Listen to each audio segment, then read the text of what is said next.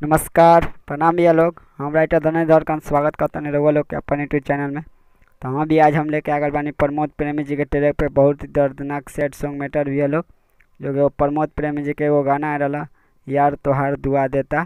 तो हाँ भैया लोग वही धुन पर हमारे बहुत ही दर्दनाक सैड सॉन्ग मैटर बा भैया लोग, रउआ लोग को बहुत पसंद आई। तो हाँ भैया एक बात और कहल चाहता नहीं, अगर रउआ सिंगर बानी सिंगर बनल चाहता नहीं तो हमारे चैनल से जुड़ जाए, कैसे कि सिंगर से रिलेटेड वीडियो लेके आते रहने भैया लोग।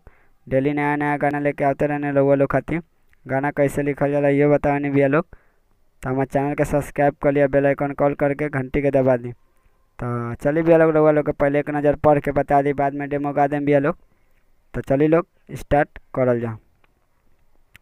भूलैबू हो छोड़ जैबू हो, पियावा के प्यार में लुभैबू हो, ई दू बार आई भैया लोग। एगो औरी श्रद्धा पूरा जैतू, ये के बार आई भैया लोग। जियम ना हम तुहरा बिना, हाथे से जहरवा पिया जैतू। तो ये दो बार आई भैया लोग। तो चलिए लोग रउआ लोग के डेमो गा के सुना दिया स्पष्ट हो जी भैया लोग। तो चलिए लोग स्टार्ट करल जा। भूलैबू हो छोड़ जैबू हो, पियावा के प्यार में लुभैबू हो। ए जान भूलैबू हो छोड़ जैबू हो, पियावा के प्यार में लुभैबू हो। एगो औरी श्रद्धा पूरा जैतू, जियब ना हम तोहरा बिना, हाथे से जहरवा पिया जैतू। जियब ना हम तोहरा बिना, हाथे से जहरवा पिया जैतू। तो हाँ भैया लोग ई रहा मुखरा कैसा लगल भैया लोग, अच्छा लगल ना तो वीडियो को लाइक कर लो, कमेंट कर लो भैया लोग। अब चलिए लोग चल जाओ फर्स्ट अंतरा में। तो चलिए भैया लोग रउआ लोग के एगो के पहले पढ़ के बता दी, बाद में डेमो गा दें भैया लोग। तो चलिए लोग स्टार्ट करल जाओ। तोहरे सिखावल तोहरे बतावल, कैसे भुलैलू अपन प्यार के, ये के बार आई भैया लोग। देख के जहरिया मुआई के जैतू, चिता सजैतू अपन यार के, यो एक बार आई भैया लोग। भुलैलू हो भुला जइह, पियवा से मांग भरा जइह, वादा तू अपन निभा जैतू, यो एक ये पूरा एक बार आई भैया लोग। जियमना हम तोहरा बिना, हाथे से जहरवा पिया जैतू, ये दो बार आई भैया लोग।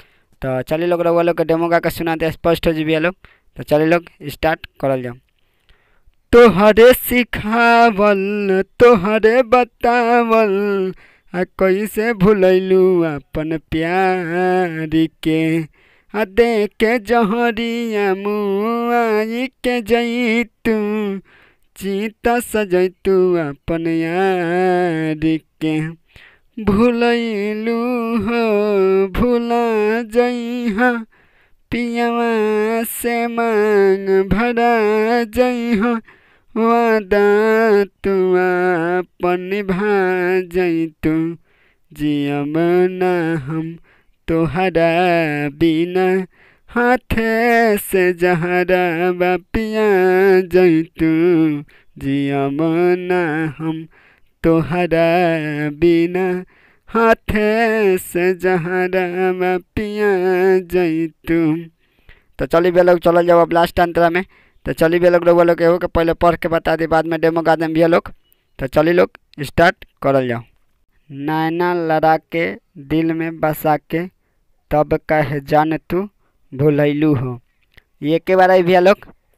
धड़कन धनेश के छोड़िए दिहलू, सूरजा के हाथ कहे धैलू हो, इहो एक बार आई भैया लोग। है जौन धड़कन धनेश नाम भाई हमरे नाम भैया लोग, इ नाम मत हटा हम लोग, भले दोसर नाम हटा देम लोग, कोनो दिक्कत नहीं है। तो चलिए लोग स्टार्ट करल जाओ।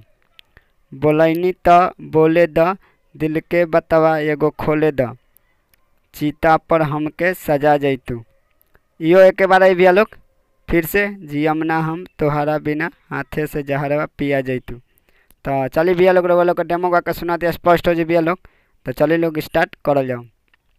नैना लड़ा के दिल में बसा के, तब कह जाने तू भुलैलू हो, धर कंधन से के छोड़िए दिहलू सूरज के हाथे कहे धैलू बोलनी त बोले द दिल के बतावा एगो खोल द चिता पर हम के सजा जैतू जियब ना हम तोहरा बिना हाथे से जहरा पिया जैतू जियब ना हम तोहरा बिना हाथे से जहरा पिया जैतू।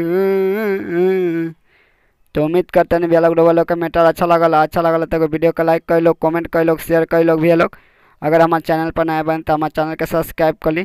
तो चलिए मिले अगले वीडियो में, तब तक बाय, जय हिंद।